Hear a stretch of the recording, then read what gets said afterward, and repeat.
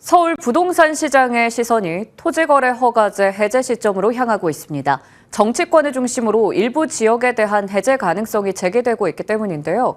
전문가들은 일부 지역에 대한 해제 필요성을 강조하면서도 해제 시 풍선 효과를 피하기는 어렵다고 우려하고 있습니다. 김찬호 기자가 보도합니다.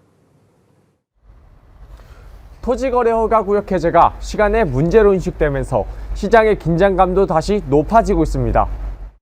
김용범 대통령 정책실장은 최근 11호 부동산 대책과 관련해 길게 끌고 갈 수 없는 임시 조치라며 토어구역을 장기간 유지하지 않겠다는 뜻을 내비쳤습니다.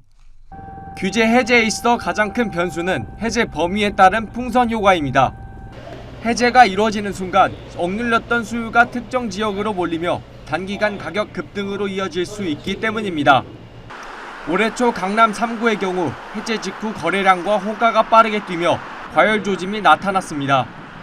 결국 35일 만에 다시 토어구역으로 재지정된 바 있습니다. 또 현재 집값 흐름이 완전히 진정됐다고 보기도 어렵습니다. 지난달 서울의 아파트 매매 가격 변동률은 이전 달에 비해 1.72% 올랐습니다. 2020년 9월 이후 5년 2개월 만에 가장 큰 상승폭이었습니다.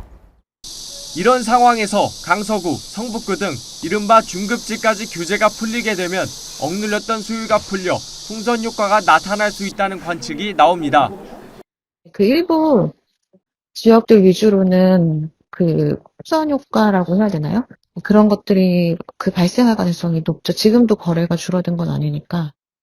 일각에서는 해제가 강북과 서남권 중저가 지역에 국한될 경우 시장에 미치는 영향은 크지 않을 거란 분석도 나옵니다. 현재 해제 후보로 거론되는 이른바 노도강과 금광구 지역은 투자 수요보다는 실수요 비중이 높아 시장 전반에 미치는 영향은 제한적일 수 있다는 시각입니다.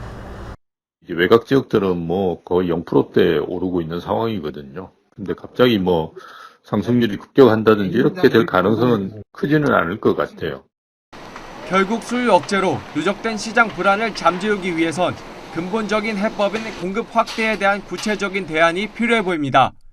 머니투데이 방송 김찬호입니다.